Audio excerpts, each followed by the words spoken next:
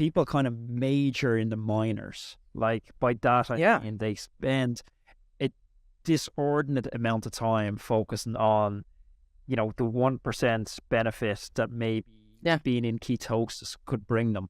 But this is not somebody who, if you look at their entire life, merits that 1% like deep dive. Right. If you're drinking a few beers on the weekend, which there's no problem with drinking a few beers on the weekend, but just World Tour guys aren't doing that. Like they're digging for that 1%. You normally have much easier gains to make in other areas of your life.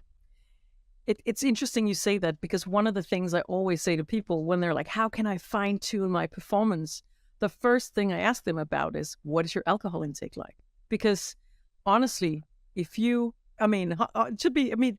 you can drink beers on the weekend, of course, and celebrate, have a glass of wine and so on. But if you really want to make it, if you want to fine tune everything, alcohol is the first thing that needs to go before you start thinking about ketones and everything, right? And another interesting thing was I had a talk with actually my old boss, Bjarne Riis, who used to own the cycling team that I work with. And when I talk to retired riders, I always ask them, what would your advice be to, amateur riders and leisure, serious non-pro riders?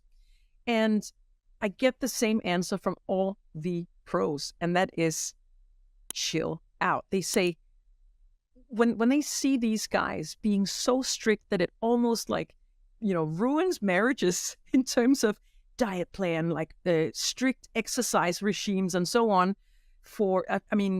when you are not a pro, it's crazy. It end up becoming an obsession that just ruins the whole fun part of cycling. So I think that advice is, it has to be fun. Of course, it has to be serious, but, you don't want to let it ruin your social life and your family life because you have to become number 8 in the La Marmotte race. You know what I mean? Or number 25. I think it's a fine balance. Advice, but it really rings true. Yeah. Like, I raced and I tried to do step up the levels for quite a few years and, raced full-time in France, moved out to the States, chasing contracts. Then I hit a point where I was at a ceiling where I was like, okay, this isn't for me. And I took some years out of cycling. And I'm back this year for the first time. And I'm still Cat 1. I still have ambitions to win races, but with a totally different attitude. Like, if it's raining, like I'm not registering for races that are on Saturday until Friday till I see the weather forecast. I'm racing in sleet. I'm not racing in rain. This is meant to be fun. Like, I'm not cinema if it's raining. Like, I'm having beers on the weekend. Like, I'm not taking it too serious. If I wake up and I feel like going riding my mountain bike instead of going racing on the road, that's when I'm going to go ride my mountain bike with my girlfriend and have a laugh. And people are always like, what's your calendar for this year? I'm like, I don't have a calendar for this year. I'm like, tomorrow. Like, it's a totally different attitude, but it could bring great performance gains. I think also there is actually studies that support,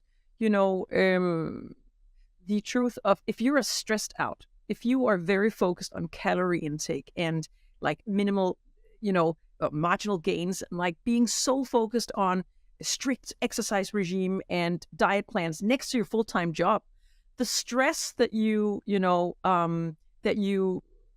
get from having a crazy full-time job and being quote unquote a full-time almost pro rider, actually is not beneficial to your performance.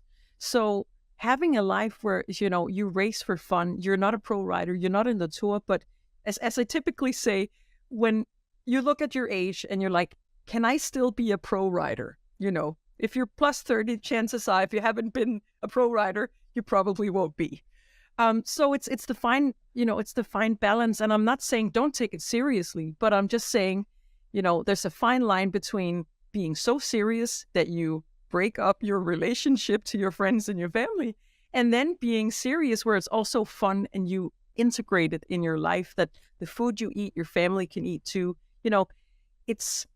Cycling is also supposed to be a thing that can be a mental break for a lot of people, good exercise, and then also fun. I think that is the thing. It's really you get the furthest that way. It'll be long lasting for sure.